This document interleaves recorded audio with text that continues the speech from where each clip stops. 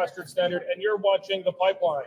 Today is June 12th, 2024, and we've got a special edition today. We're coming to you from the ground floor of the Global Energy Show here in Calgary, Alberta.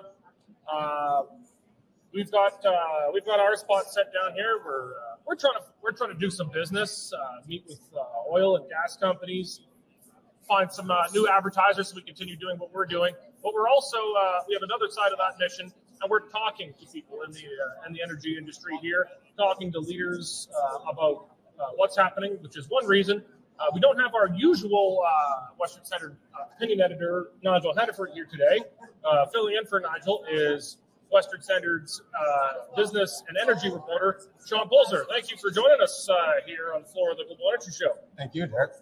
And as usual, but a man who has worked on the ground of the industry is Western Standard senior Alberta columnist Cory Morgan. Hey, I wouldn't miss the chance to hit this show. It's pretty good, and we get free lunch. Yeah. I get free lunch. No, I just got an exhibitor pass. You got somehow I got a better pass. I don't know, but I get lunch at least. You get lunch? I do. Yeah, everyone gets lunch except for Cory. I brought a sandwich. We're going to talk about Spies in Parliament. The NISCOP, the Committee of Parliamentarians appointed by the Prime Minister, not a parliamentary committee. That's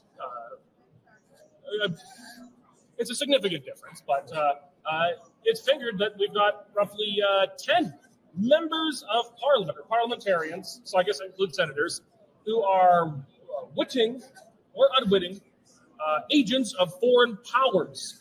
And, well, we're not allowed to know who that is. And I think that's a big deal. I think that's a pretty big deal. We're going to talk about it because guess what? We're going to find out who it is. Someone's going to talk. This is going to get leaked. Anyway, we'll get into it.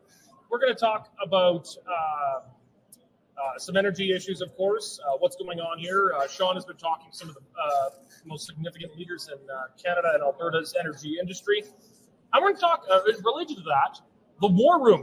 Everyone remembers the energy war room? Well, it's been kind of quietly shut down, and words kind of come out about that while we've been here.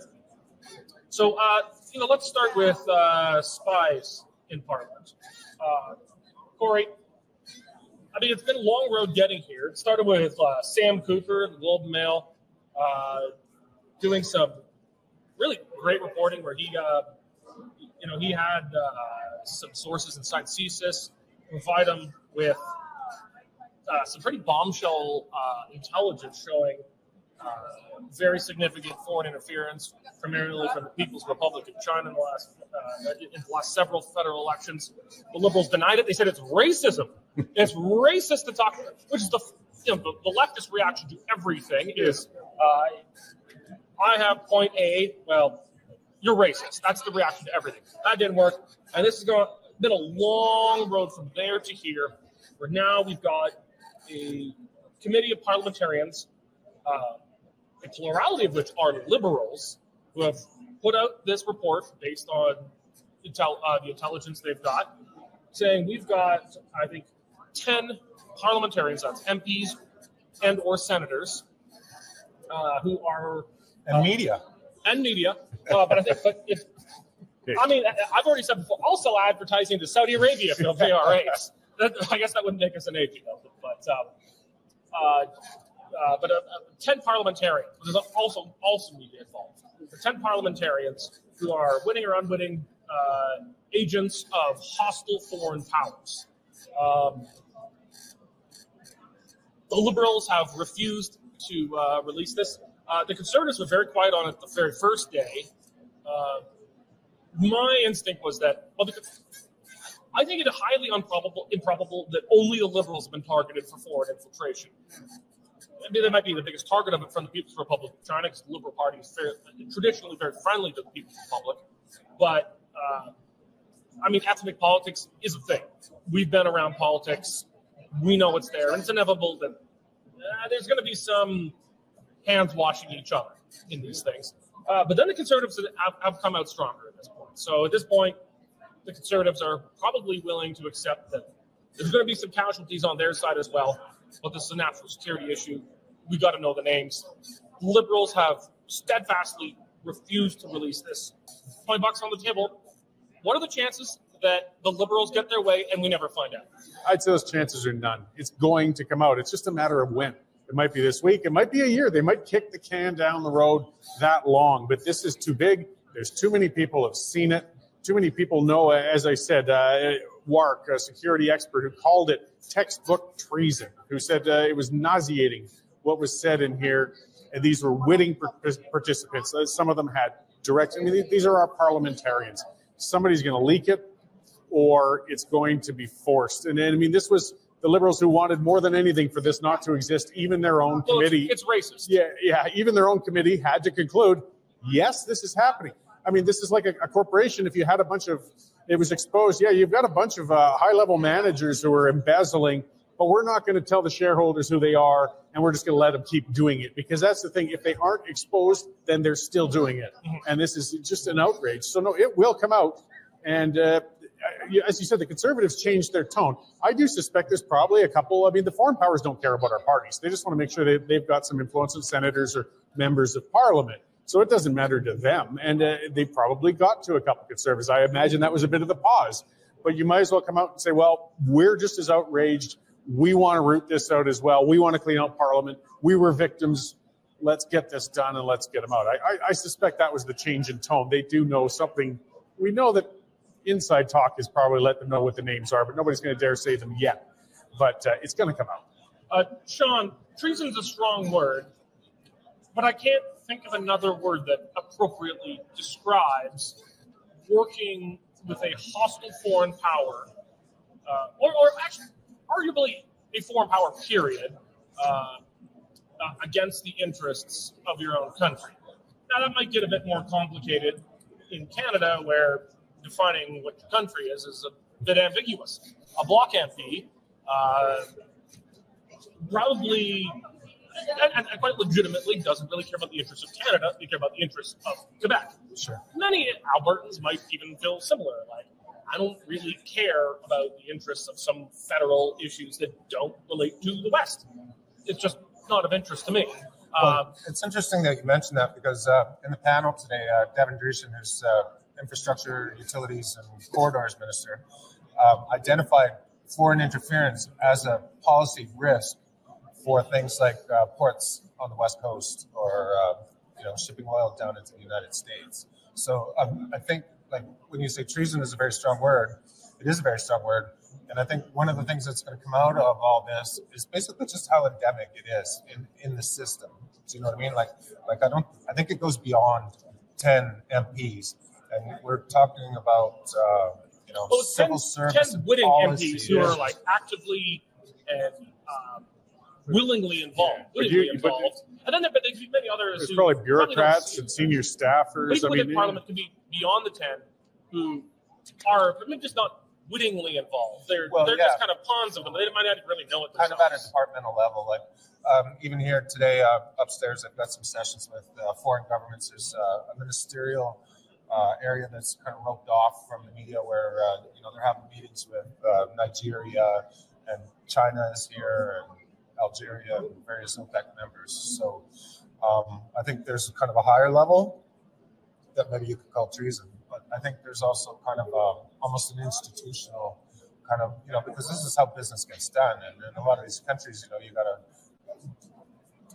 grease a few bombs and pour a few drinks. There was the Liberal scandal. It was that big company with Judy recent Waybalt. SNC Lavalin. SNC Lavalin.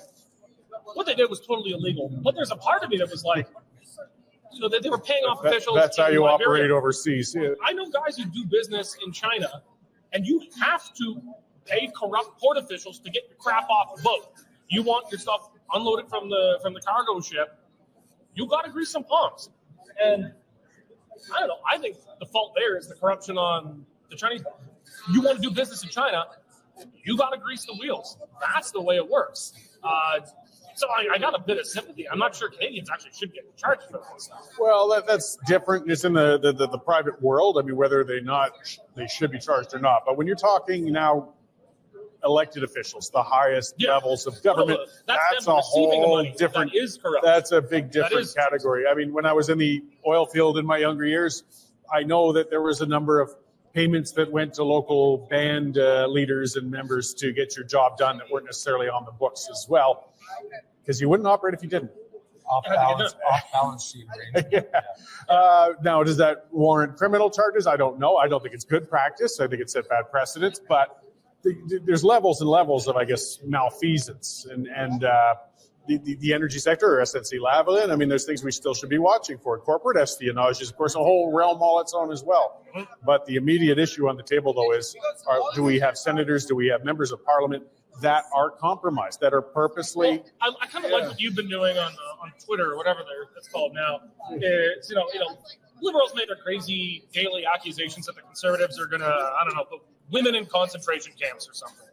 And your response is, what foreign power are you working for? Because until the liberals are willing to disclose the names on this list, they're all suspects. It's fair game that they're all not above suspicion. And that's my point of it. I mean, I'm pretty sure most of the ones I keep throwing that at have nothing to do with it. Yeah. But if you want to clear your name, I can't think of a better way than releasing the bloody document. Show us who it is. Something else I threw out there on X, I don't know if somebody should do, but if a fake list came out and a bunch of people were falsely accused, I guess the only way to clear their name would be to release the actual list of names so we knew that they were falsely accused. Just saying, if somebody did something like that, it would probably... I mean, we shouldn't do it. We're not going to do it. No, we're not going to do it. It's illegal to do it. But, I mean, we could come up with a fake list tomorrow and put it out there, and that would essentially force the federal government to release the real list. Now, in the meantime, we would get sued for defamation because we'd be tarring. Once the list came out, you'll get sued pretty hard. Yeah, because there'd be 10. Well, actually, what if we got it right? There's a chance we get like a couple right randomly. Well, and that's why I'm saying, who do you act for? I don't say you are acting for. You know what we should do? I can suggest one name. No, you cannot say it here. Don't get us sued, for God's sake. A certain federal environment minister who sits on the panel of the Communist Party of China already, and that is in the public. Actually, he is technically working for China. Yeah, he's doing it in the open, though, unlike the other one. Yeah, it is open, but he is winning. Yes. He is very winning. And he's against our industry. This is where the politics collide. Well, and this is where it can kind of get complicated. Some people might not even see themselves as agents of foreign powers because they're doing probably what seems legitimate and fine in their eyes. So, I mean, he would be one of those. Yeah. Well, actually, and it depends what countries would draw the line at. Arguably, the United States can be a part of this. They're not hostile foreign power to us in the way that China is, but they can have hostile interests. So if the CIA purchased an MP in Canada, it's still a bloody problem. Absolutely. Yeah. And also, there are, one of the big reasons we've not been able to get enough pipelines built to tidal water is that some of the major players in the American oil and gas industry, well, they see us as a competitor, and they don't want us getting to international markets. They want us captive, left in Canada and parts of the States. So they can buy our oil at a discount. Exactly. So there are hostile American interests against our oil and gas industry, and they will work with radical green elements in Canada. Now, would that radical green element in Canada see themselves as an agent of a foreign power? I mean, probably. When you get not an ideal, some of them actually are based in the United States. Yeah, I know they are, but say a Canadian MP who oppose MLAs, MPPs who oppose Alberta and Saskatchewan's ability to get a pipeline to tidal water, and they might be getting some backing from American interests. They might not see themselves as an agent of a foreign power, even though they effectively are working with a foreign power against Canada's interests. For them, they're ideologically opposed to this, and they're just finding allies where they can get it. Well, that's what I mean. When it's an ideologue, I mean, they'll take an ends justify the means approach because they're not. They feel they're on a moral high ground. So, sure, it's not good to be beholden to a foreign power, but my cause is so important to the world that they might not see themselves as beholden to the Americans. They're just working for green stuff. Yeah. But they are working for certain American interests. I'm not sure that that's the case in this particular instance. Well, but it's a big issue. That's the those main. people will be named on the list because we're talking when we define hostile foreign powers. We're not normally talking about the United States, but make no mistake, the United States has a huge interest in Canada and doesn't leave us entirely to our own devices. Absolutely, and that came up as well too. Yeah. Oh, and all right. Well, I was just about to say, when things like even trade negotiations, members of Parliament are privy to a lot of inside information if there's going to be back and forth on those sorts of things. And if you got somebody inside leaking to the other negotiating side, it gives a heck of an edge. They know where you're coming from. So, indeed. Okay, well let's turn a little closer to home here. News just started leaking. I knew about it last week, but I wasn't at liberty to use the information. But the war room has been kind of quietly shut down now, or is being quietly shut down. I don't know, which we have some WD-40 here. My chair's squeaking. I don't know if you can hear that on camera, but I can hear it here. Petroleum products. Can anyone have some petroleum products for this squeaky chair? So the war room, this was a creation of Jason Kenney. He campaigned on creating this in the 2019 Alberta election. He used the term war room up front to kind of give a sense of, like an election, you have a room full of nerds who are at their computers researching stuff and doing a rapid reaction. And then the name War Room stuck. They came up with the name Canadian Energy Center, and they said, we're not the war room. But it just kind of stuck because that's what it was called before it was called Canadian Energy Center. And, it did a fair bit of good work, did great research and whatnot, but it was a little overly involved in direct media communications. And it had some early missteps, things like plagiarizing a logo, little things like that. That just Bigfoot. What was the Bigfoot one? Bigfoot cartoon. It was some hidden eco messages. It's like backward messages in rock music. Yeah. If you play the record backwards, it'll tell you to ban plastic straws or something. Even those of us on this side, a little bit like, come on, guys. This is a little embarrassing. So it had some early missteps that its brand never really recovered from, limped along. I thought Smith was actually going to close it down in her first week when she became premier. Kind of the way, Jim Prentice sold planes. That wasn't actually technically a smart idea. It kind of provided a psychological break with the Redford regime. I thought shutting down the war room might serve a similar kind of purpose. She didn't. But it's now been kind of quietly shuttered. Some of its functions, it had some legitimate functions, but they're being kind of just moved to other parts of the government. Start with you, Cory. Was it a mistake to shut it down, or should it have just had a total, complete overhaul of its mission and its organization? It failed. Let it go. Start something new then if you really feel it needs to be done. And it is a sad end to something I think had a lot of potential. The reason it was campaigned upon, the reason it was created, because there was a lot of unchecked misinformation constantly being thrown out there against the industries of Western Canada. And saying that was what I envisioned, a group of nerds sitting there, holy cow, here's a bunch of baloney out of Greenpeace or out of here, out of there. We're going to respond quickly to the press on social media and counter that before this BS grows legs. But it never became that. It was a classic example, too, of government saying, well, here's the issue. Here's $30 million. Here's a few friends of government. We'll get to set it up, do something. And, of course, rarely does that turn into something good. It just turned into a poorly run communications office is all it ever was. And milk and toast releases and nothing that couldn't have already been done from the energy ministry or things like that. So, it's unfortunate it even took this long to just fold this in and just call it what it is, a comms department, if they really want to create something that's going to be reactive, because that's what I wanted to see, something that, Greenpeace said this, an hour later, this war room has put out a release saying, no, that. But it never turned into that. It was never that. And maybe we'll need that down the road. They'll have to do it differently, that's for sure. Well, even the environmentalists, I remember seeing an interview with a guy on the West Coast on one of those groups. It was like a Narwhal or whatever. And said, there's no shame in telling your story. There's no shame in standing up for your legitimate interests and telling the story. And I think what happened was they kind of got away from that. We were getting their releases, and it became very data driven, very kind of geeky, really hard to understand. Well, that's what it became later on. Yeah. I think it actually got better later on when it became more geeky. It became just about more hard data. It sounded more like a think tank even. But then government didn't really need to do it then. Yeah, then it became redundant. Yeah. But so early on, the problem was government communications are bullshit to begin with, generally. I mean, it's always a spin on things. And you should always take what the government says with a heavy dose of salt. But it was engaging in direct media. I mean, government engages in direct media.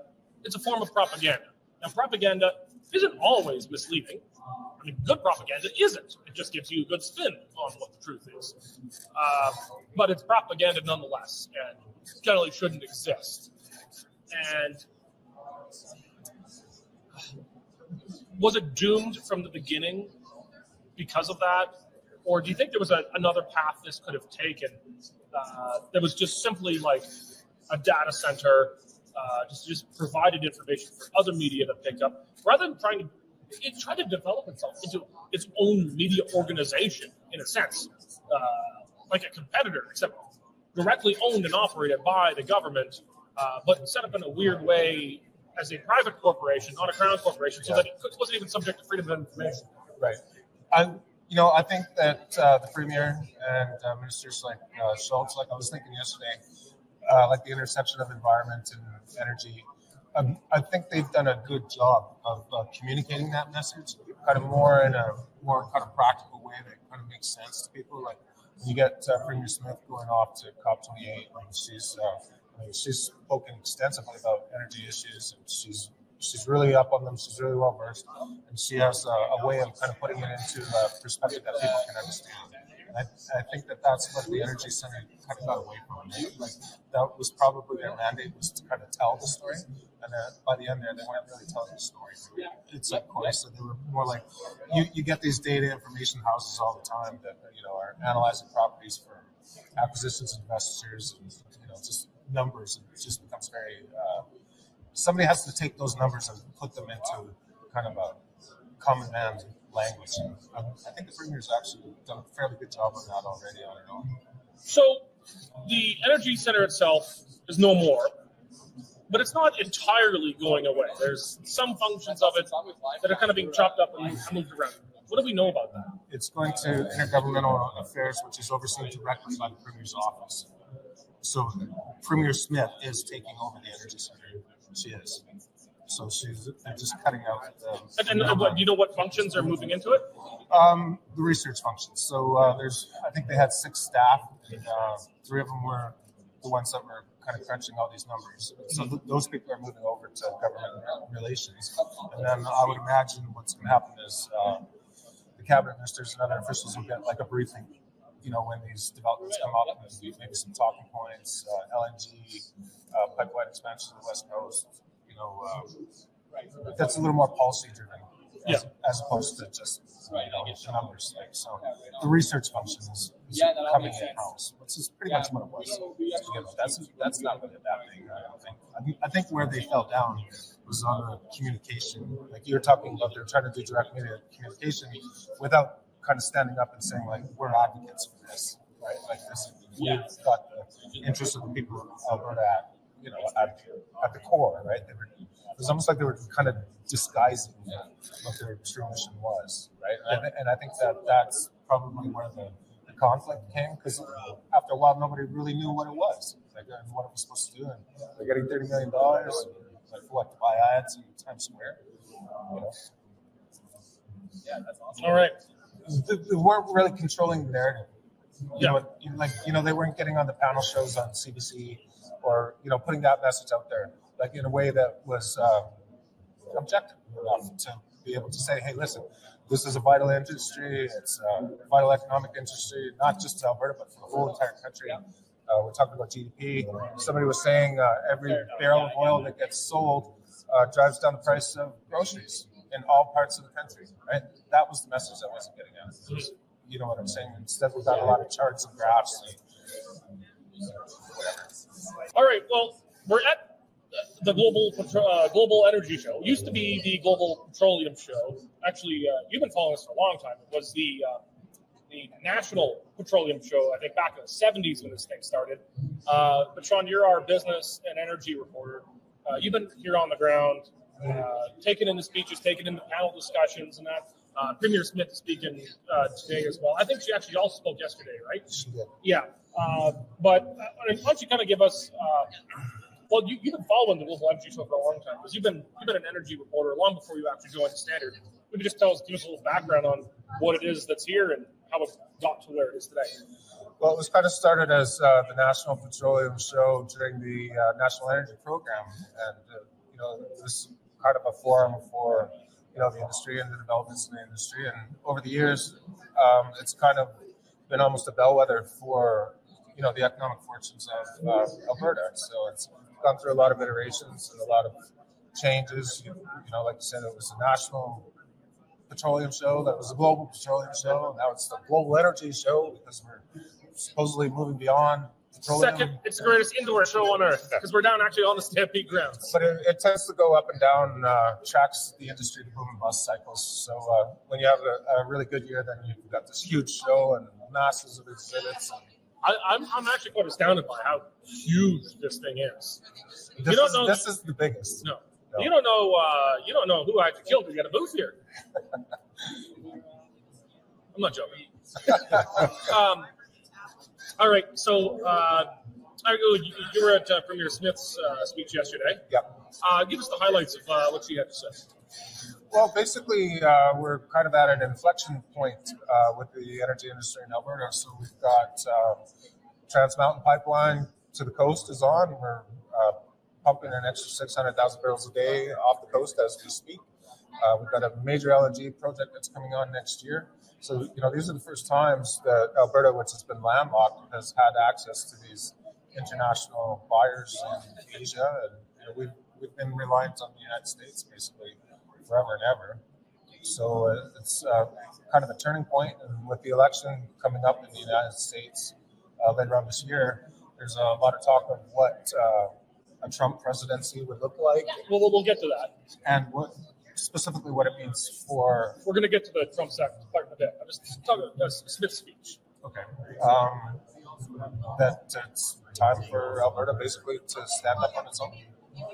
And in terms of federal policies, environment policies, but also within, as an oil producing jurisdiction, not only in North America, but globally. We've truly become a global player just in the last year. All right, so let's talk now the potential impacts of potential Trump restoration here. I think they had Minister Devin Dreeshen speaking today, and he was focusing on that about the Biden or Trump administration and what that might look like. Why don't you tell us about that discussion that was going on? Well, he actually worked on the Trump campaign, I believe it was in 2016. Yeah, 2016. So I think his probably personally quite bullish on what a Trump administration would mean for Alberta in terms of getting some of these pipelines built and access to these U.S. markets. Oh, was there discussion about Keystone? Does he think the Keystone gets put back on the table? It definitely could. He didn't mention it specifically, but there was talk of, because his portfolio is corridors, so he's talking about opening up corridors not only to the U.S. but also to Mexico as well. So Keystone would definitely be a part of that. And I think he's kind of positive, but at the same time, some other speakers are a little bit worried because Trump is anti-trade, and that Canada could get wrapped up in some of these trade policies that he has against China, like if they were to smack a 10% tariff on every barrel that would come into the U.S. and what that would mean for Canada. So there was talk that having these new pipelines to the coast open up and diversifying away from the American market is in itself not that big. What was the discussion around a second Biden presidency? More of the same, environmental restrictions, caps on industry, IRA, what was it, the Inflation Reduction Act, subsidies for green energy, and at the expense of the oil industry, basically. Whereas a Trump administration would probably see removal of rollback of some of these EV subsidies, more open approach to drilling in Alaska and other parts of Canada, just kind of a more favorable industry view. Cory, I think a second Trump presidency, I think it's fair to say Trump is a more destabilizing factor than Biden. I mean, Biden at this point is just senile great-grand. Like, God, even the latest videos of Biden are even more senile than the last. Like, that's sad. I feel like just non-ideological, non-political, non-partisan. Like, it's elder abuse what they're doing to this man. He is he's drooling. He can't put a sentence together.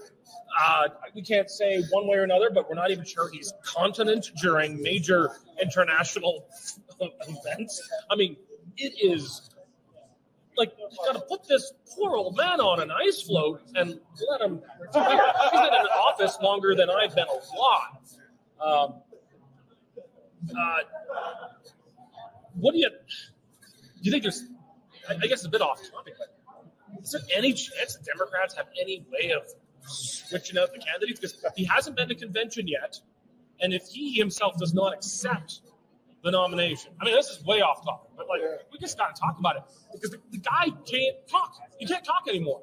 If he doesn't accept the nomination, I think that makes actually the delegates free. They've become free delegates all of a sudden, even though the primaries have happened. If he doesn't accept the nomination, I think it's kind of an open convention, and the delegates get to pick a new candidate.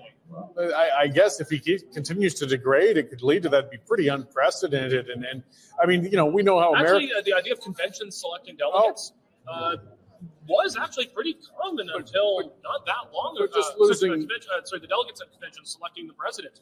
Right now, they're bound on first ballot, but after first ballot, I think then they all get released. So if a candidate doesn't accept it, they get to pick their own candidate. Oh yeah, and the American campaigns, as we know, the presidential campaign's a year long. It's already halfway through the campaign right now, and to change candidates at this point, I mean, again, if they fear that Biden is truly actually going to be inept by the time voting day comes, they might have to do something drastic that like we haven't seen before. But it would have to be very, very drastic. I mean, Kamala? I mean, that's not going to do it for them. I think they might lose with her too. But Kamala is, far left of the American mainstream, but she can talk. Yeah, she's not at risk of crapping herself on national television. And they should have put Biden to pasture a year ago. I'm sure a lot of them are probably realizing that now, because to change it out this close to Election Day. Of course, the thing is, too, if the polls continue not to look good, I mean, their internals, I'm sure, paint quite a picture. He should be able to easily beat Trump. Trump is a dislikable figure to enough mainstream Americans. He should be beatable. He's been convicted as a felon. I mean, I think it was pretty politicized, but nonetheless, he was convicted. He's done enough that he should be very beatable. Yeah, but they insist on putting up the crypt keeper. I don't know. I mean, it's one of those areas I don't like saying because I know it all. That's my thing. But American politics these days, they are foreign to me. I don't see the appeal of Trump. Obviously, there is a strong appeal aside from the weakness of Biden. People really are attached to that weird orange man. And he's not going away. There's a very good chance he's going to be the next president. I guess just pulling it back full circle, in places like this, when we've got international companies, when we got domestic companies, this is the right time to have at least those discussions. How's your contingency going to work if it's this person versus that person? Or even, I guess, that outlier third option who might have a different Democrat popping out of the works. But protectionism is always a big area that's a concern. And the Republicans and the Democrats, neither of those parties are really better than the other. If they think protectionism is going to help their campaign, they'll do it. They're both protectionists, just kind of in different ways. They're both protectionist parties at this point. There is no committed free trade, free enterprise party. I mean, the Republicans still have probably more of the Democrats are more internationalist than the Republicans, who are more nationalist. But the Republicans still have a free market wing to the party, which the Democrats don't really have anymore. But neither party can stand up and say, we're the party of free trade, we're the party of free enterprise.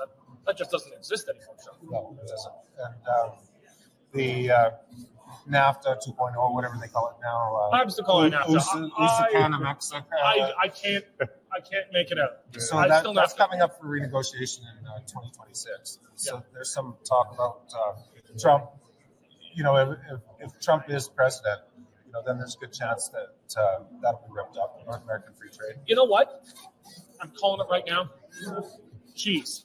I want the cheese gods to save us from our own cheese mafia in Canada. The milk and cheese mafia. You and I are the only ones who care about supply management. We keep trying to make that an issue. But, I'm going off topic again here, but Poilievre cannot look Canadians in the eyes on the camera and say, I care about inflation, I care about cost of living, but I'm also going to protect the milk mafia. I am going to protect the cheese curd cartels and keep the price of dairy products 300% to 400% higher than it should be in a free enterprise market. Because of a couple thousand votes, mostly in Quebec. NAFTA negotiations is where that could fall. Because every time we have a trade negotiation anywhere in the world, we have to make massive concessions somewhere else to protect the milk mafia. And, Trump can say, I'm going to slap a 10% tariff on your oil, or we're going to have free trade in cheese and milk.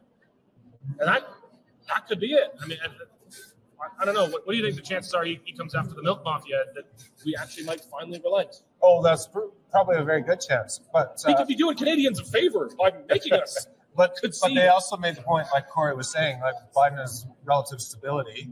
You kind of know what he stands for, right? No, whether or not it's good for us or not. Whereas you Trump, don't know what he says. He makes policy by Twitter. He's barely, yeah. You're going to wake up one morning Biden and is barely alive.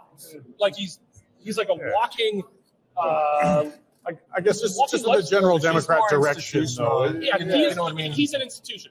Biden doesn't really exist at this point. No. Biden's not even alive. The ship of state is on cruise control. There's a Bidenism that could be reelected with a guy plugged into a machine. Like on Star Trek. Pike. He's Captain Pike. Red light means no, green light. Yeah. God, that's Oh, wow. It's sad how close to the truth that might be. You kids don't know what he's talking about because it's way before even my time. But I'm enough of a Trekkie. I know what we're talking about. That's a meme. Okay, we got to remember that for off the air. I think that's a meme that makes so much sense. I actually kind of feel bad for Biden. I never thought I'd feel bad for the guy, but I feel bad for him at this point. It's beneath his dignity what they're doing, putting him out there. Old presidents of this age, they're put on an ice float and given a nice presidential library to. And the only reason he's running is basically against Trump. He's running because I think the Democratic institution is requiring. I think they're afraid of if he's not running, the presidential nomination gets captured by the radical left. Well, they follow their own. He's not radical left. He is just the Democratic Party doing whatever on autopilot. Right. If he's gone, the radical left stands a very good chance of capturing the Democratic nomination, and then they definitely lose.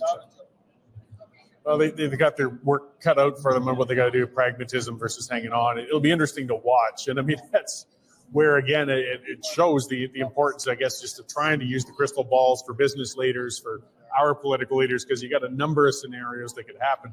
The worst of all, though, is Trump, because let's face it, that guy is unpredictable. You just don't know what, and that's what I get worried about, too, though, is from our federal leadership, there's nothing we can do here, but Trudeau, thankfully, has been a bit quiet about it lately, but he likes to antagonize Trump.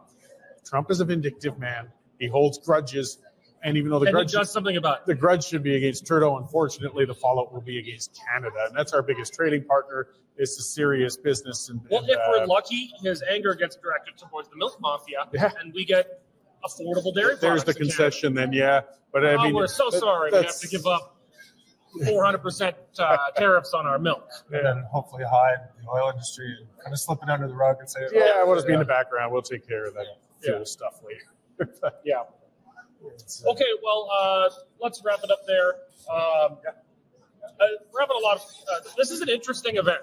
I can't believe I've never been to it. I mean, as long as I've been in Canada, I've never actually been to this thing. And it's a huge event. I came in today before the exhibition area opened up. I came down to the Western Standard section we've got, and they had to get someone to help find it for me. You can't walk around and just find something. It takes you all day. There's over 500 exhibits, I think. Yeah. And as I said, you don't know who I had to kill to actually get a booth here. And it's always a dry run for the Stampede. Yeah. You know. Yeah.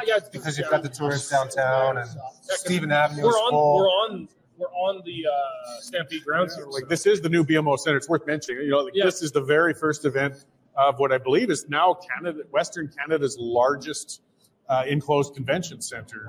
It's got You actually have an interesting point to note on the architectural design of the place. I do, as I discovered. Yes, so we have 350,000 square feet just in the exhibition area, what we're in, and all of this.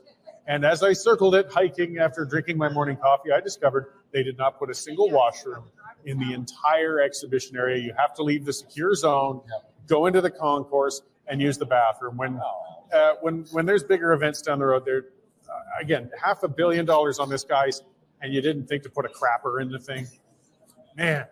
You need to open a pub in here. Oh, well, I think I saw somebody comment on X, and they said it's the perfect time for ACCO to come in as a display. You were talking about stick one of their trailers here that they stick on well sites and so on. Yeah, right in here. You need to use one. We've got it covered for you guys, and good advertising for their services. Yeah, leave it to the private sector. That's right. Yeah. Cory, Shaun, thanks for joining today.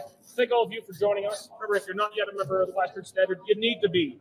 Western Standard is one of the only media in Canada not taking the federal government's media subsidy bailout money. It's only $10 a month or $100 a year for unlimited access to the Western Standard. Go to westernstandard.news, click on subscribe. I'll like you very much if you do, and you'll like us for it. Thank you very much, and God bless. You can become a Western Standard member for just $10 a month or $99